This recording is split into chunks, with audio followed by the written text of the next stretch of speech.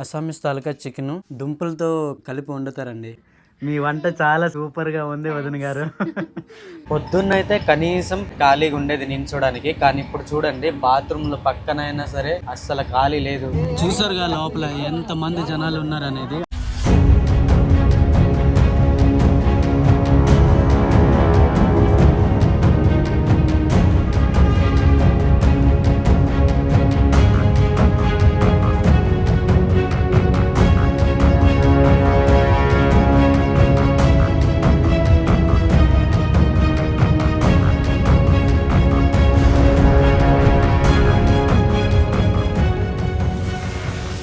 So guys ఇప్పుడైతే బొకులగురి నుంచి బయటకు వచ్చామన్నమాట. 3 కిలోమీటర్లు మన అన్నగారే ఇక్కడైతే తీసుకొచ్చారు. మా సౌర ట్రైబ్సే అనమాట. వాళ్ళ ఇంట్లోనే రాత్రి అయితే భోజనము, రాత్రి అక్కడే పడుకున్నాం. చాలా చాలా హ్యాపీగా అనిపించింది నాకైతే. నా కోసం ఒక 3 కిలోమీటర్ వరకు ఇక్కడ ఈ దారి చూపించడానికి బయటకు వచ్చారు. आपको बहुत बहुत धन्यवाद भाई जी. हेलो माँ की खबर? रंग बिजवाल ने तेन दो ओलंग आए तेन कैसे है माँ? भले ऐसे. अच्छा कहाँ से गांव कहाँ है आपका? यही है శరంగాద్. ఇదిగోండి ఇలా కట్ చేసిన వెంటనే కొత్తగా ఆకులు వస్తాయి కదా, దాంతోనే వీళ్ళైతే టీలు అయితే చేస్తారనమాట. ఏ నహీ హోగా ఏ నహీ హోగా. సో మన వాళ్ళు అయితే కెమెరా ఆన్ చేస్తే నన్ను తీయండి తీయండి అంటున్నారు. కీ కబోర్ దీది బాల్ ऐसे गाँव कहाँ है आपका? तियोग. ऐसे क्यों करते हैं माँ बोल सकते? ఓ यहाँ में देते. అక్కడ ఆ పేడ ఉంది కదండి, ఆ పేడ చాయ్ బగాన్ లో వేస్తే మంచిగా వస్తుంది అనమాట ఫార్మింగ్. आपका काम यही है साल भर? हाँ. कितना साल से कर रहे हैं ये काम? हाँ 25 साल. वो 25 సంవత్సరాల నుంచి చేస్తున్నారంటండి. आप कौन सा ट्राइब है माँ? जाति जनजाति? राजवाड़. राजवाड़ अलग भाषा रहता है क्या? भाषा नहीं है. माझी के भाषा आता है. अच्छा ओनली असमीज. यूनिफॉर्म है क्या? वो पहन लिया है? नहीं साड़ी से पिन्ने सब फट जाएगा. अच्छा अच्छा अच्छा ఓకే. ఇక్కడ అమ్మాయిలు ఎంత కష్టపడుతున్నారు చూడండి. బహుత్ మెహనత్ కర్ రహే హై. ఆవు పేడ ఉంది కదా, ఆ ఆవు పేడని ఆ మొక్కల మధ్య మధ్యలో వేస్తుంటే వేపుగా వస్తుంది అనమాట. ఇదిగోండి ఈ విధంగా. నేను ఫస్ట్ టైం చూస్తున్నానండి వీళ్ళ పనులు అయితే. చూస్తుంటేనే చాలా కష్టంగా ఉందనిపిస్తుంది. కాకపోతే వీళ్ళు 25 సంవత్సరాల నుంచి కదా అలవాటు అయిపోయింది. చూడండి ఒకసారి. గువాహతి ఇక్కడ నుంచి 281 కిలోమీటర్లు ఉంది ఫ్రెండ్స్. ఇప్పుడైతే డేర్గౌన్ అనే టౌన్ కి అయితే చేరుకోనండి. ఇది నాగౌన్ బైపాస్ అండి. లెఫ్ట్ సైడ్ కి వెళ్ళినట్లయితే దిమాపూర్, అదే నాగాలాండ్ వస్తుంది కదా. ముందుకు వెళ్తే గువాహతి అనమాట వస్తుంది.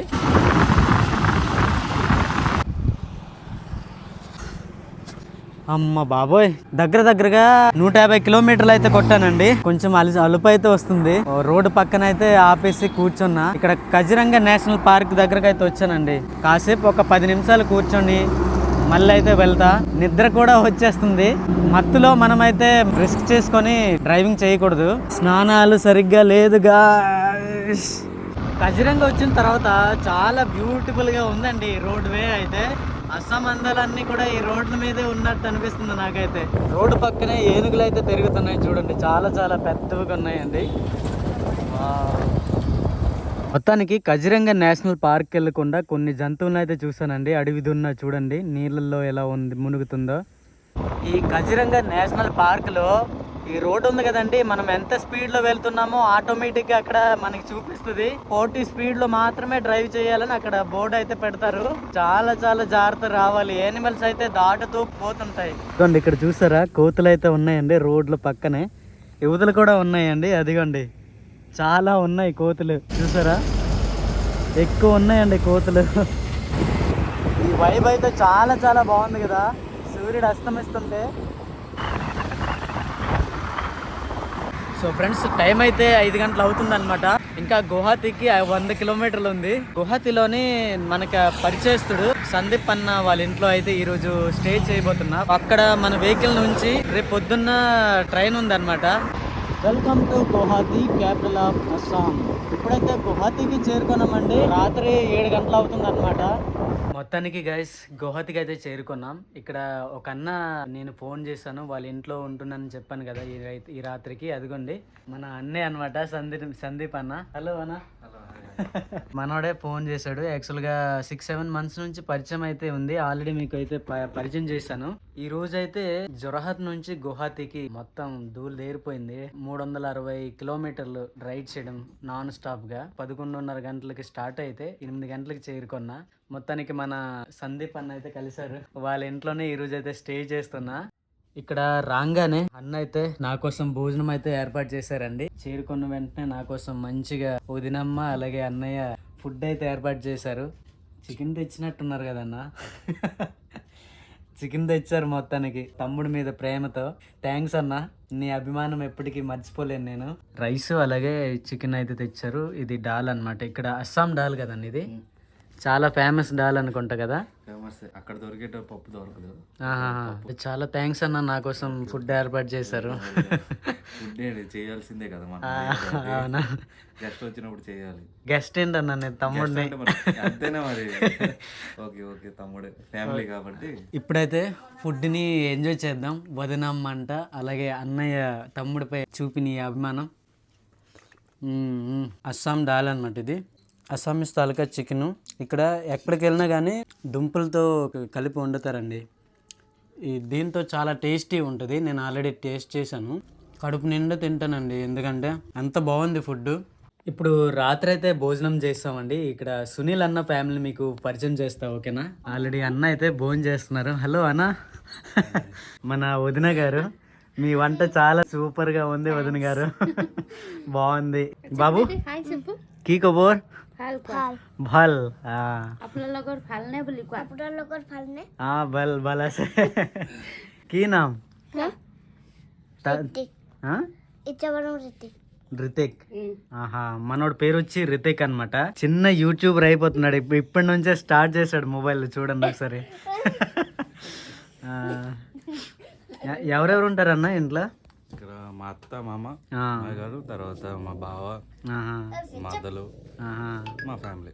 ఓకే, ఇక్కడ చూసారా, నేను రాగానే కుక్క అయితే అరుస్తుంది. అది ఆ ముక్కలు ఇస్తే చాలు పళ్ళు కుండిపోతుంది. గుడ్ మార్నింగ్ అండి, వెల్కమ్ టు అస్సాం. ప్రస్తుతం అయితే గువాహతిలో ఉన్నానండి. మన బ్రదర్ ఇంట్లో అయితే రాత్రి స్టే చేశాను. అదేనమాట వాళ్ళ అత్త మాయాలు. సో ఇక్కడ నుంచి నేనైతే ఆంధ్రప్రదేశ్ కి వెళ్తున్నా. అస్సాం టు ఆంధ్రప్రదేశ్ అన్నమాట.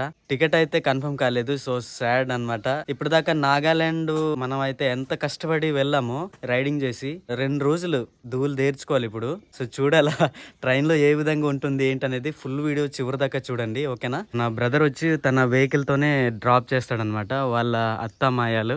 నమస్తే అండి. సార్ వచ్చి కొంచెం ఆరోగ్యం క్షీణించింది. సో తొందరగా కోలుకోవాలని మనం భగవంతుని కోరుకుందాం. మనోడైతే బండి స్టార్ట్ చేశాడు మొత్తానికి.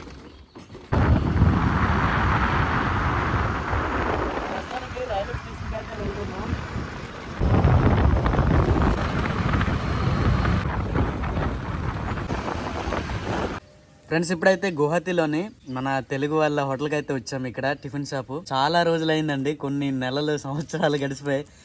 మనకు కావాల్సింది ఏంటంటే ఇడ్లీలు దోశలు అట్లా. కానీ ఇక్కడ నార్త్ ఈస్ట్లో దొరకడం చాలా కష్టం కదా. బాగుందండి బాబా. సో ఫ్రెండ్స్, మొత్తానికి ఇక్కడైతే నేను ట్రైన్కి ఎక్కానండి. టిఫిన్ షాప్ లో ఒక 20 నిమిషాలు లేట్ అయింది. అందుకనే ఉరుక్కుంటూ వచ్చిన. మన సందీప్ అన్న తొందరగా తీసుకొచ్చారు. టైం వచ్చి 8 గంటలు అవుతుంది అనమాట పొద్దున్న. Welcome to general world. మొత్తానికి 35 గంటలు స్టాండింగ్ తో మన శ్రీకాకుళం వరకు చేరుకోవాలా. ఒక్కోసారి టఫెస్ట్ వే అనేది మనం ఎదురవుతూ ఉంటాయి. అన్నిటిని మనం పాజిటివ్ గా తీసుకుంటూ ముందుకు వెళ్ళాలి.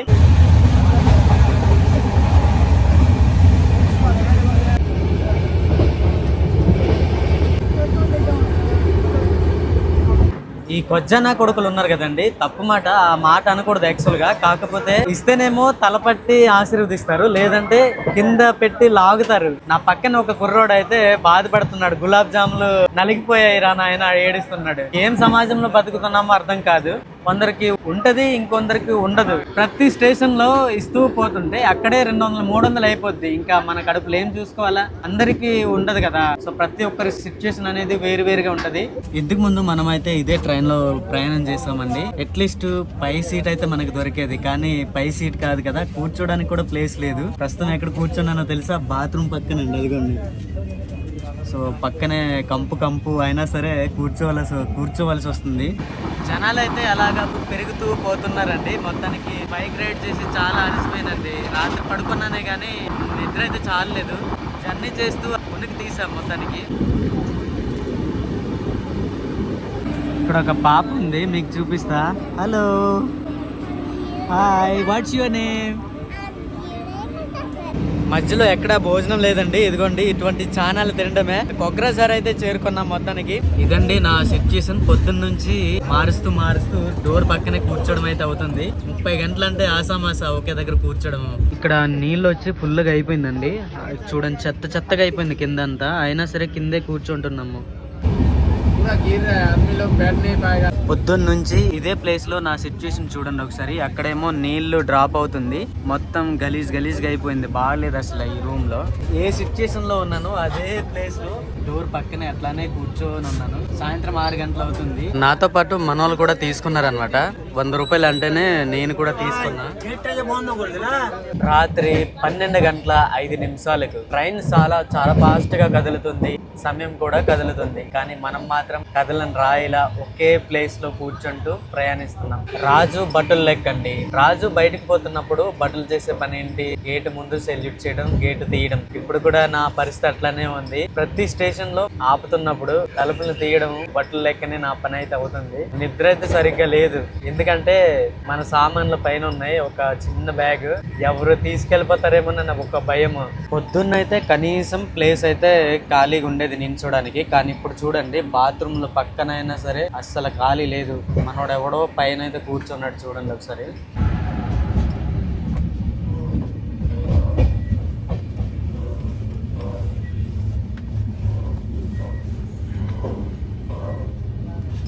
ఇక్కడ ఒక్కొక్కరు ఒక్కో బాధ అండి. ఒకళ్ళేమో సీట్ దొరికితే మంచిదేమోనని, ఇంకొకలేమో కసింత ప్లేస్ దొరికితే చాలని. నా బాధ వచ్చి నిల్చోడము, కూర్చోడము ఒకే ప్లేస్, బాత్రూమ్లు పక్కనే.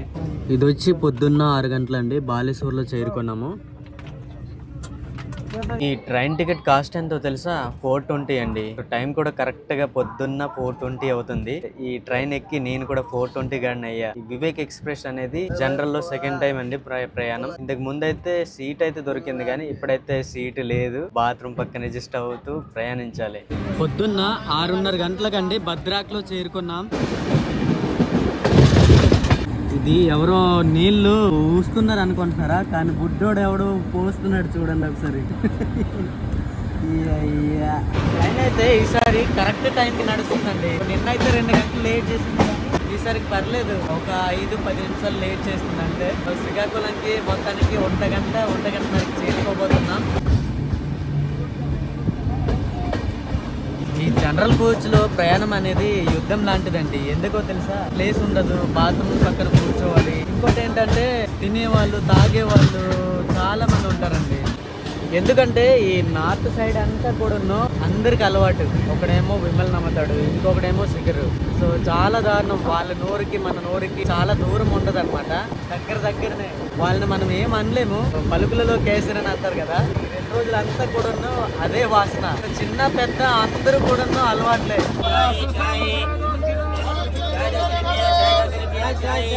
ఒడిశా వచ్చేసరికి జనాలు మళ్ళీ పెరిగిపోయారండి. అవతల మీకు చూపిద్దామంటే అసలు వెళ్ళడానికి దారిలే లేదు.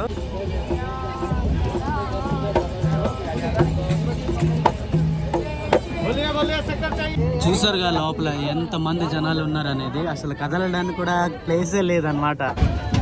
కదలడానికి కూడా ఖాళీ లేదనమాట. అందుకనే నేను ఎక్కడ వచ్చానో, ఎక్కడ కూర్చున్నాను, ఎక్కడ నించున్నాను అక్కడ మాత్రమే నించోవాలా. అవతల వెళ్ళడానికి అవ్వదు. ఇదిగోండి బాత్రూమ్ల పక్కనే.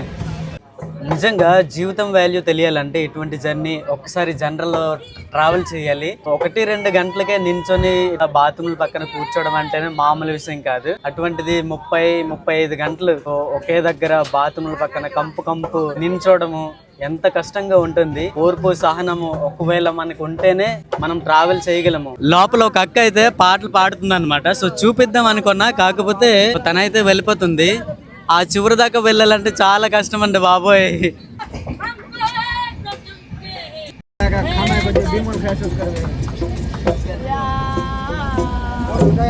యూట్యూబ్ ఛానల్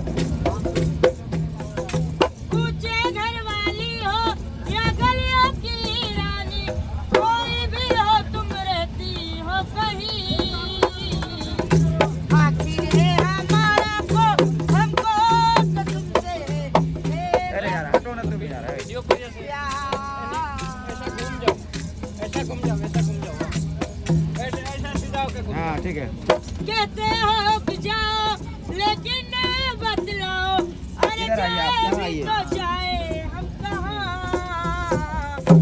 आखिर है हमारा को हमको तो तुमसे बेसची प्यार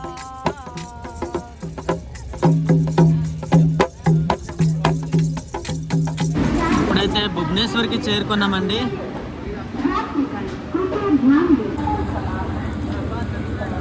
ఇక్కడ చూడండి పిల్లడి మళ్ళీ అదే పని చేస్తున్నాడు బాటిల్లోని. మన వాళ్ళు అయితే సమోసా తీసుకున్నారండి, నాకు కూడా ఇచ్చారనమాట. సో అదిగోండి ఇక్కడ ఇట్లానే తినాలి. ఆ డబల్ అండా ఇచ్చి 50 రూపాయలు అనమాట. మనోడు తింటున్నాడు. డ్రెస్ అయితే చేయలేదు, నార్మల్గా తినేస్తున్నాను. మన జర్నీ వచ్చి 3 వారాల నుంచి అసలు రెస్ట్ లేకుండా మేఘాలయ నుంచి నాగాలాండ్ బైక్ రైడ్ అయితే చేశానండి.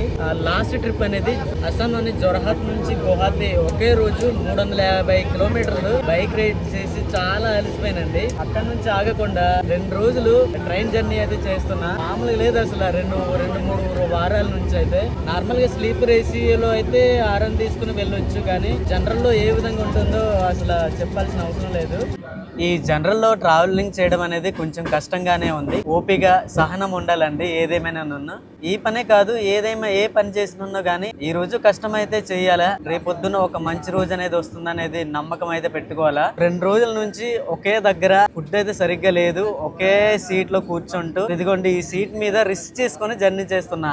అనుకోవచ్చు టికెట్ అయితే బుక్ చేసుకోవచ్చు కదా అని. ప్లానింగ్ అయితే మనకు ఉంటదండి. స్లీపర్ బుక్ చేసా, కాకపోతే వెయిటింగ్ లిస్ట్ లో ఉండేది, అది కన్ఫర్మ్ కాలేదు. అందుకనే ఎమర్జెన్సీ పర్పస్ ఈ జనరల్ మీద అయితే ట్రావెల్ చేస్తున్నా. సో చూడండి ఇది చిలుక సరస్సు అన్నమాట. చాలా చాలా బాగుంటుంది. ఒడిస్సాలోని చాలా పెద్ద సరస్సు. మధ్య మధ్యలో ఇది ఐలాండ్ కూడా ఉంటుందండి. చూసారా అవతల వైపు.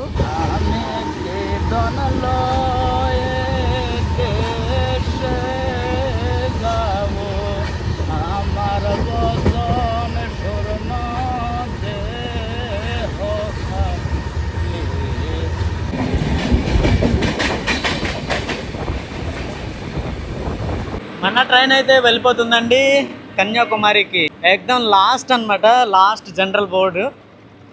మొత్తానికి శ్రీకాకుళంకి అయితే చేరుకున్నామండి. మన ఊరికి వస్తే ఎంత హ్యాపీగా ఉంటుంది కదా. సో 2 రోజులు చాలా కష్టపడి ఆ జనరల్ బోర్డులో నానా ఇబ్బందులు పడ్డాను. బయటకు వెళ్ళి మన శ్రీకాకుళం రుచులు అయితే చూడాలా. ట్రైన్ లో సరిగ్గా భోజనాలు లేవన్నమాట. అమ్మ బాబోయ్, నా పరీక్ష అయిపోయింది. ఇంకా చక్కగా ఇంటికి అయితే వెళ్ళిపోవాలా. Chicken gravy